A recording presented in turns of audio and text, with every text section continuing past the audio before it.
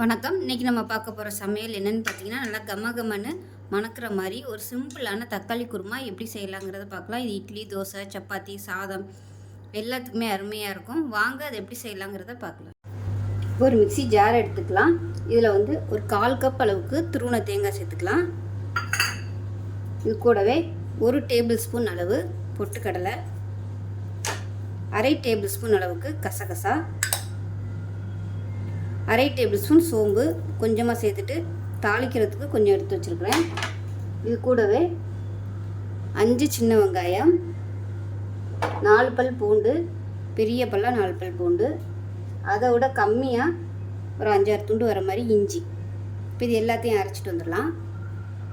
இப்போ பாருங்கள், அரைச்சிட்டு வந்தாச்சு. இது கூடவே மீடியம் சைஸாக ஒரு 4 தக்காளி கட் பண்ணி வச்சுருக்கேன். இதையும் சேர்த்து நல்லா நைஸாக அரைச்சிக்கலாம்.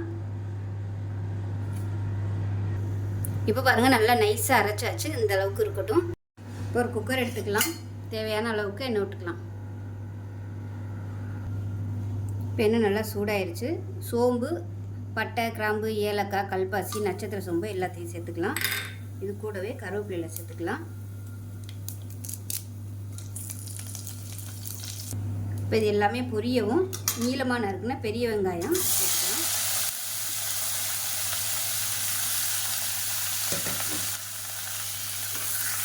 இந்த வெங்காயத்துக்கு தேவையான உப்பு சேர்த்துக்கலாம். இப்போ பாருங்கள், வெங்காயம் ஓரளவுக்கு நல்லா வதங்கிடுச்சு. இப்போ இந்த ஸ்டேஜில் வீட்டில் அரைச்சி வச்சுருக்க குழம்பு மிளகாத்தூள் 1 டீஸ்பூன் போல் சேர்த்துக்கலாம். இது கூடவே மட்டன் மசாலா ஒரு 1/4 டீஸ்பூன் போல் சேர்த்துக்கலாம். சேர்த்துட்டு நல்லா வதக்கிக்கலாம். குழம்பு மிளகாத்தூள் சேர்த்து தான் அரைச்சிருக்கேன். அது பத்தாது காரம், அதனால் தனியாக நான் மிளகாத்தூள் சேர்த்துருக்கேன். இது தனி மிளகாத்தூள். காரத்துக்கு தேவையான அளவு சேர்த்துக்கலாம். இதையும் சேர்த்து நல்லா வதக்கிக்கலாம். வதக்கி விட்டுட்டு நம்ம அரைச்சி வச்சுருக்க அந்த தக்காளி தேங்காய் பேஸ்ட்டை சேர்த்துக்கலாம். சேர்த்துட்டு நல்லா வதக்கி விட்டுக்கலாம். ஒரு 2 நிமிஷம் வதக்கி விட்டுக்கலாம் மீடியமான ஃப்ளேமில். இப்போ பாருங்கள், ஒரு 2 நிமிஷம் நல்லா வதங்கிடுச்சு. பபுள்ஸ் வர ஆரம்பிக்குது. இந்த ஸ்டேஜில் மிக்ஸி அலசி வச்சுட்டு அந்த தண்ணியை சேர்த்துருக்கேன். இப்போ இதுக்கு தேவையான தண்ணி சேர்த்துக்கலாம். நல்லா சுடு தண்ணியாக சேர்த்துக்கோங்க. குருமாக்கு தேவையான அளவு தண்ணி சேர்த்துக்கோங்க. இது நல்லா திக்னஸாகவே வரும். தக்காளி அரைச்சி ஊற்றிருக்கோம். கசகசா இருக்குது, பொட்டுக்கடலை இருக்குது. அதனால் நல்லா திக்னஸாகவே வரும்.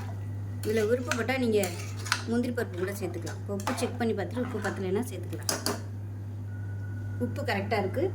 அதை மூடி வச்சிடலாம். புதினா இருந்துச்சுன்னா மேலே அப்படியே புதினாவை தூவி விட்டுங்க. நல்லா வாசனையாக இருக்கும். நல்லா ஒரு 4 விசில் விட்டுட்டு ஸ்டீம் போனதுக்கப்புறம் பார்க்கலாம்.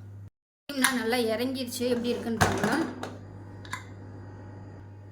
இப்போ பாருங்கள், சூப்பராக ரெடி ஆயிடுச்சு தக்காளி குருமா. இது இட்லி, தோசை, சப்பாத்தி, சாதத்துக்கெலாம் கூட சூப்பராக இருக்கும். நல்ல ஃப்ளேவராக இருக்கும். எப்பயும் போல் பண்ணாமல் இது மாதிரி செஞ்சு பாருங்கள். செஞ்சு பார்த்துட்டு எப்படி வந்துச்சுங்கிறத சொல்லுங்கள். வீடியோ பிடிச்சிச்சின்னா லைக் பண்ணுங்கள், கமெண்ட் பண்ணுங்கள், சேனலை சப்ஸ்கிரைப் பண்ணுங்கள், பக்கத்தில் உள்ள பெல் பட்டனையும் ப்ரெஸ் பண்ணுங்கள். நன்றி.